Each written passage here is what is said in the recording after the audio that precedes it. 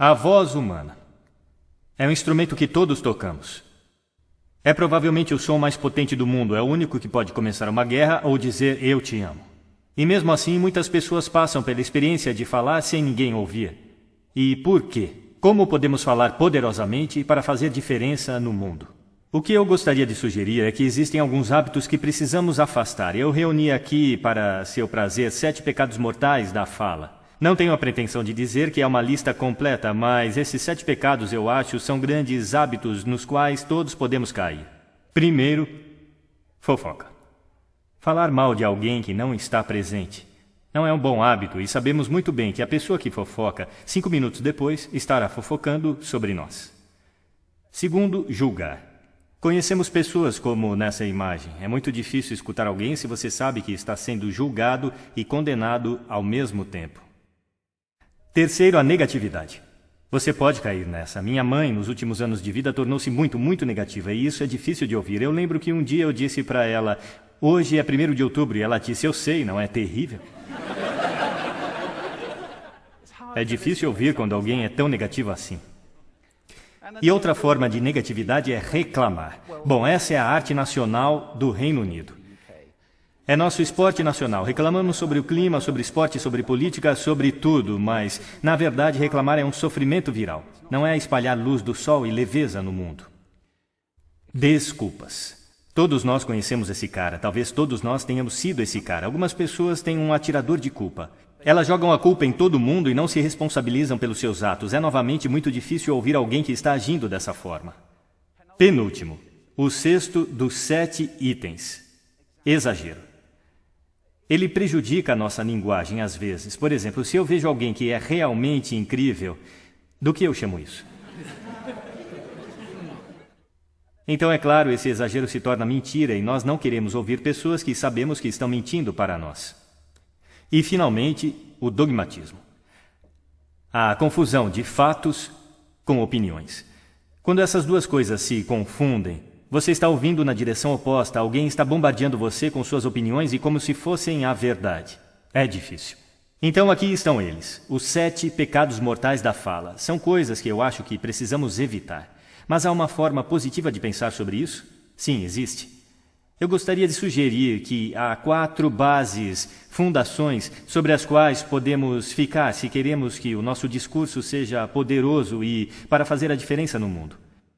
Felizmente, essas coisas soletram uma palavra. A palavra é hail, granizo, e ela tem uma grande definição também. E eu não estou falando sobre o material que cai do céu e o acerta na cabeça. Eu estou falando sobre essa definição. Cumprimentar ou aclamar entusiasticamente, que é como as nossas palavras serão recebidas se ficarmos sobre essas 4 bases. Então, o que elas representam?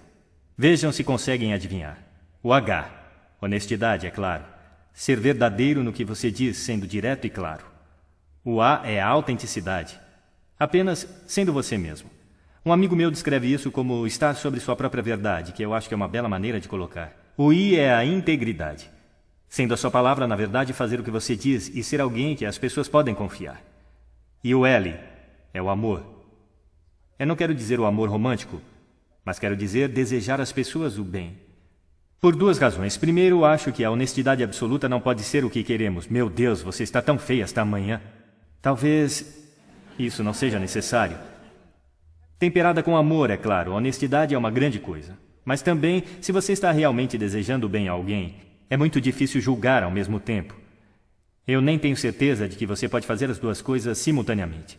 Então, hail. Além disso, é o que você diz, e é, como diz a velha canção, é o que você diz e também a maneira como você diz.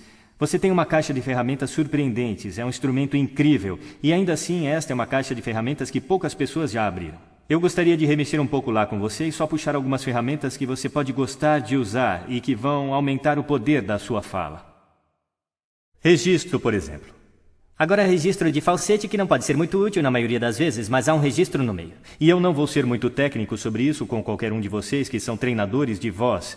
Entretanto, você pode colocar a sua voz. Então, se eu falar aqui pelo meu nariz, você pode ouvir a diferença. Se eu descer aqui na minha garganta, que é onde a maioria de nós fala, a maior parte do tempo. Mas se você quer peso, você precisa ir até aqui no peito. Você ouve a diferença? Nós votamos em políticos com vozes mais graves. É verdade? Porque associamos profundidade com poder e autoridade. E isto é registro. Então nós temos o timbre. É a forma como a sua voz é sentida. Mais uma vez, a pesquisa mostra que preferimos as vozes que são ricas, suaves e quentes, como o chocolate quente. Bom, se você não é assim, isso não é o fim do mundo, porque você pode treinar. Contrate um treinador de voz. E há coisas incríveis que você pode fazer com respiração, com postura e exercícios para melhorar o timbre. E agora a entonação. Eu amo entonação. Esta é a metalinguagem que usamos para lhes conferir significado. É uma raiz de sentido na conversa. As pessoas que falam tudo em uma nota só são realmente muito difíceis de ouvir se eles não têm entonação alguma. É daí que o mundo monotônico vem, ou monótono, monotom. Também temos entonação repetitiva chegando agora, onde cada frase termina como se fosse uma pergunta, quando na verdade não é uma pergunta, é uma afirmação. E se você repetir essa várias vezes, na verdade restringe a sua capacidade de se comunicar através da entonação, que é uma pena. Então vamos tentar quebrar esse hábito. Ritmo. Eu posso ficar muito animado dizendo algo muito rapidamente, ou eu posso também diminuir até enfatizar. E no final de tudo, é claro, é o nosso velho amigo silêncio. Não há nada de errado com um pouco de silêncio em uma conversa. Não temos que preenchê-lo com uns e ans. Pode ser muito poderoso. Claro, a tonalidade. Muitas vezes vai junto com o ritmo para indicar excitação, mas você pode fazê-lo apenas com a tonalidade. Onde você deixou as chaves? Onde você deixou as chaves? Significados ligeiramente diferentes nessas duas formas. E, finalmente, o volume. Eu posso ficar muito animado usando volume. Desculpe se eu assustei alguém, tudo bem? Ou eu posso fazer vocês realmente prestarem atenção ficando bem quieto. Algumas pessoas irradiam o tempo todo. Tente não fazer assim. É chamado de sodcasting. Isto é impor o seu som às pessoas ao seu redor sem nenhuma consideração. Não é agradável. Naturalmente, onde tudo isso entra em jogo, acima de tudo, é quando você tem algo realmente importante para fazer. Pode ser num palco como este, dando uma palestra, pode ser propondo casamento, pedindo um aumento, discursando em um casamento, seja o que for. Se é realmente importante, você deve isso a si mesmo. Olhar para esta caixa de ferramentas e o motor que vai funcionar, e nenhum motor funciona bem sem ser aquecido. Aqueça sua voz. Na verdade, deixe eu mostrar como fazer isso. Será que todos podem ficar de pé por um momento?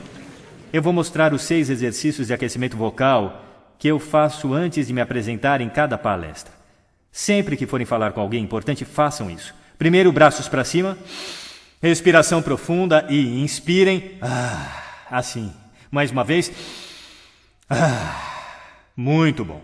Agora vamos aquecer os nossos lábios. Vamos para... Muito bom. E agora... Igual quando você era criança.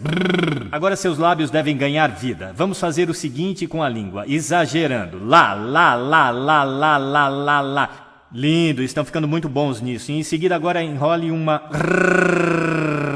É como champanhe para a língua. Por fim, eu só posso fazer um. Os profissionais chamam isso de sirene. É muito bom. Começa com o I e vai para o O. O I é agudo e o O é grave. Então você vai...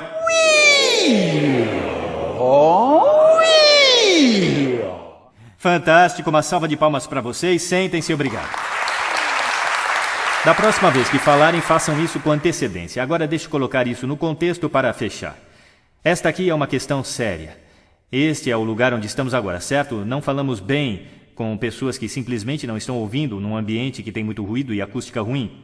Eu falei sobre isso neste palco em diferentes fases. O que seria o mundo caso estivéssemos falando poderosamente para as pessoas que estavam ouvindo conscientemente em ambientes que eram aptos para o propósito? Ou, para fazer isso um pouco maior, o que o mundo seria caso estivéssemos criando e consumindo sons conscientemente e projetando todos os nossos ambientes para o som de forma consciente? Isso seria ótimo. Seria um mundo que soa bonito e aquele em que o entendimento seria a norma. E essa é uma ideia que merece ser espalhada. Obrigado. Obrigado.